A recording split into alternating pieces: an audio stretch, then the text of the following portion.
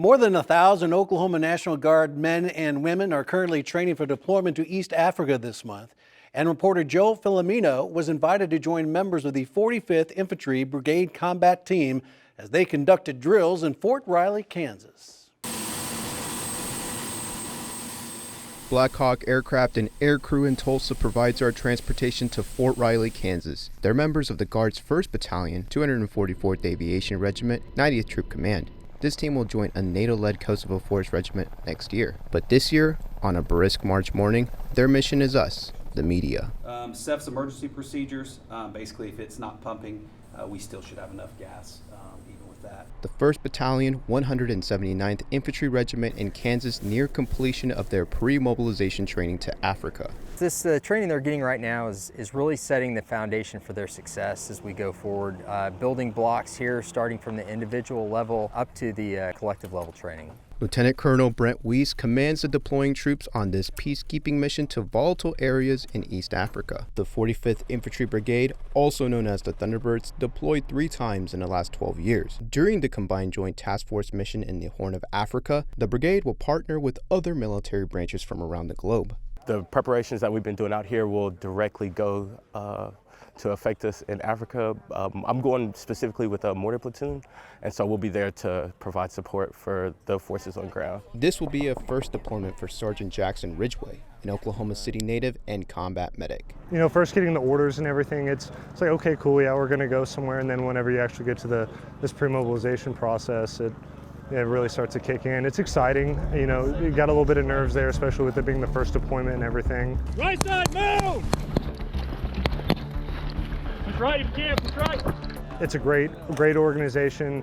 It's done me nothing but good. It's helped me out education-wise, financial, all that good stuff. Like it's a great organization to be a part of, for sure. Yeah, just kind of getting that, you know, sense of something bigger than myself, and I've always enjoyed helping people. Mortar drills and troop formation exercises are conducted at Fort Riley, Kansas. Based on the size of Task Force Tomahawk and the time frame required for this training, Fort Riley was best able to meet the resource requirement. Sergeant Michael Hamilton from Guthrie, Oklahoma, is one of many deploying for the first time. I've been wanting to be in the military since I was pretty young, since as long as I can remember. As far as becoming a mortarman, I kind of went to the recruiter's office and said, hey, you know, I want to do cool guy stuff. And they said, well, you know what, mortars are cool. So I figured I'd give it a shot, and here I am now, 7 years later. Veterans keep a sharp eye on for the first-timers. My first deployment, I didn't know anything to expect. It was a pretty good deployment. We helped train the local forces out there, and it's great to see our training being used to this day. For this second deployment, like I said, it's a whole lot less nerve, more just trying to be in that leadership role and keep the guys around me motivated. Captain Caitlin Hartshorn from Chickasha, Oklahoma, supervises the mortar drills. She spoke on the importance and significance of this deployment for her. The drills we're doing out here are preparing the mortar section for drills for operations they're going to have in the Horn of Africa.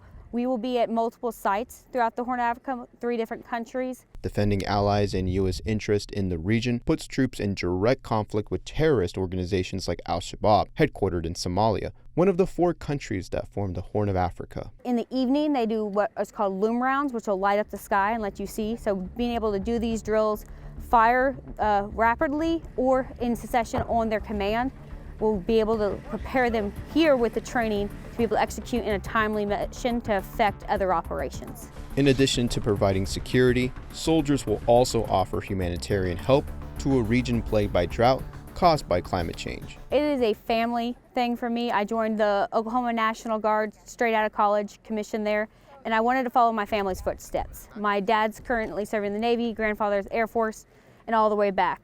And I chose the National Guard so I could serve locally, the local community. 80% of the deploying troops come from the state of Oklahoma. The potential conflict with terrorist and environmental challenges make this training essential preparation for deployment. For the people back in Oklahoma, it's important that they know that there are soldiers still serving, and they're serving overseas. Quite a bit of sacrifice for everything that they leave behind, and just so proud that they raised their right hand to serve our nation.